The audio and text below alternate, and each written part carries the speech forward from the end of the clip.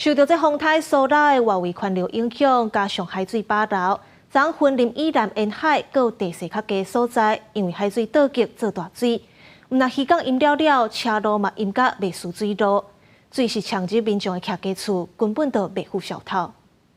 海水一直搬过林湖道，无甲船条根本分袂清渔港甲海的边界。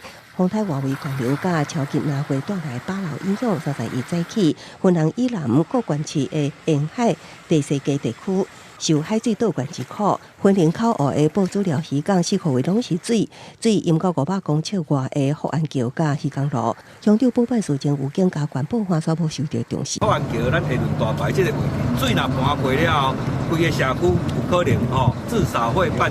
有1公尺以上啦。是不是要把我们的这个港口外移，然后那增加一个防护线，增加一个保护线哈？我想这个部分我们现在已经在做好这个通盘的检讨。那云林嘉义布袋也有半环上低问题，加上第三下陷，早期饱流了后，海水淹过半环灌入社区，海风长堤也技术必顺，海水一直为土卡泄出来，官府赶紧来勘查，都惊过等到过一家饱流的时阵，会造成更加大的灾害。看是用沙包还是防水挡板去做围堵这样。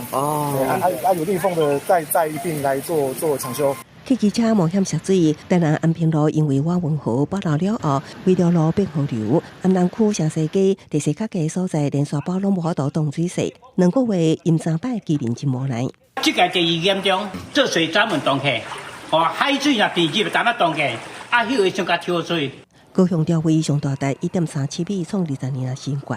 基顶连3天浸伫水内，早起渡轮站对面的点头灯火，大批消防员摕着破坏器材甲消防水带，撩水拍火，变动东港的东顶，甲福特利共款饱流，连2天真艰苦。使用者的习惯是着介紧，退介紧，这摆上严重的啊。整个河体全部都满出来，根本没有办法抽啊。淡定里的船头路，机车雨水流冲倒伫涂骹，水淹到已经雕工贴管的徛家，大人囡仔无奈穿着积水。福特利更加是把水浸到大腿，10点左右才提起。居民拢表示，这是自800洪灾以来头一摆淹到这尔惨。电工所判断淹水是因为饱流加上福特利的半环伤低，边仔阁有强船落水引导饱流了后，海水为半环甲引导走入来，会经济加管半环的界线。记者综合报道。